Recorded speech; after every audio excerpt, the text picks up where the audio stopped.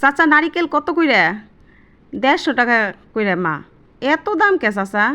একটু কম নেওয়া যাব না আমার কাছ থেকে? পরে চাচাই আমারে 120 টাকায় এই নারিকেলটা দিছে। দেখছেন নারিকেল কতটুকু? আগে এই নারিকেল তো আমগো বাড়ির আনাচে কানাচে পইড়া থাকতো, ধরতামই না, এমন একটা অবস্থা। গ্রামের কেউ যদি পিঠা বানাইতো আমাগো বাড়ি থেকে অনেক নারিকেল নিয়ে নিয়ে খাইতো।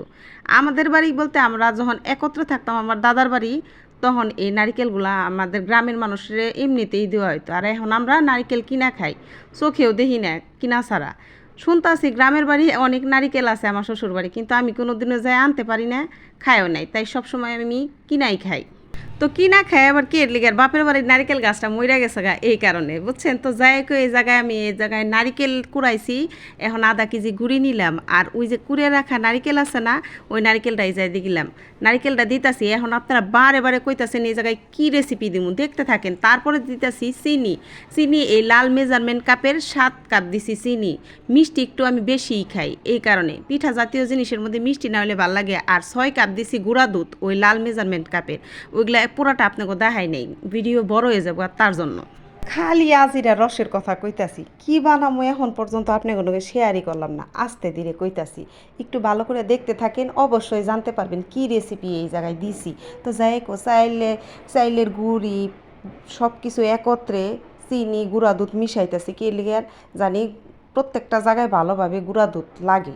তো তারপরে তো বুঝবারই পারছেন এটা কিসের রস, তালের রস। তালের বড়া বানাবো। আমি জানি আপনাদের সাথে এত কিছু শেয়ার করা লাগবে না, অল্পতে আপনারা বুঝা গেছেন। যেই নারিকেল দিছি আর তালের রস দিছি, তখন কি আর তেলের পিঠা হইব? অবশ্যই তালের বড়া হইব। তালের বড়ার যে স্বাদ, সত্যি কথা, এটা সব ডিস্ট্রিক্টের মানুষেরই খুবই পছন্দ। আর আমগো টাঙ্গাইলের মানুষ তো আরও বেশি পছন্দ করে। বিশ্বাস করেন, তালের বড়া তেলে দেওয়ার আগেই যে গ্রান বেরোইছিল, মনে হইতেছে এটা আমি কাঁচাই খেয়ে ফেলাই, এরম একটা অবস্থা। তো আমাগো বাসার পোলার বাপে কইছিল তাল বলে তিতা হইব। তাল আবার তিতা হয় কেমনি? যত তিতা তালই থাকুক, আমার বাসার তাল কোনোদিনও তিতা হইব না। এর কাহিনীটা আপনাদের সাথে একটু পরে শেয়ার করতেছি।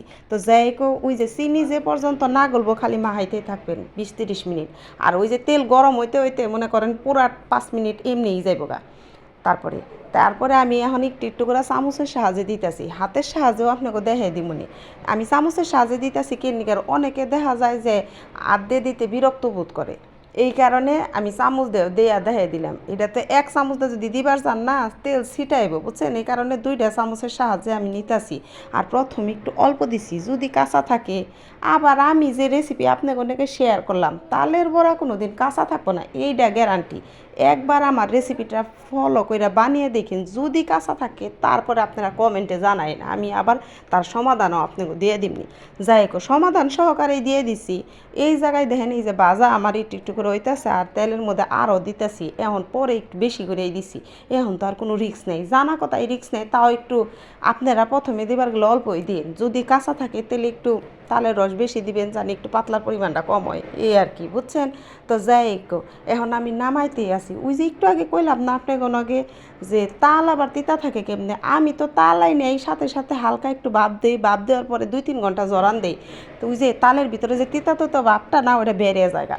একটা উনার মধ্যে সাইকা নেই, আর ওই তাল কোনো সময় তিতা লাগে না। যাই হোক, এখন আমি হাতের সাহায্যেও কিন্তু এই জায়গায় বানাইতেছি, আপনারা তো দেখতেইছেন।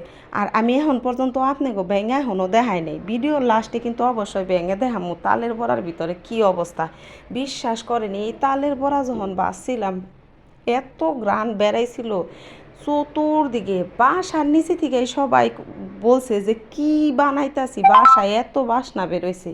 সত্যি বাসনা বেরাইব না, কত উপকরণ দিছি, গুঁড়া দুধ, চিনি, নারিকেল, গুড়ি, হালকা স্বাদ মতো লবণ দিয়ে এই জায়গায় বানাইলাম। আর এই যে এখন আপনাকে একটা ভেঙে দেখাই, এই যে দেখেন ভিতরটা কত সুন্দর রয়েছে, তাই না?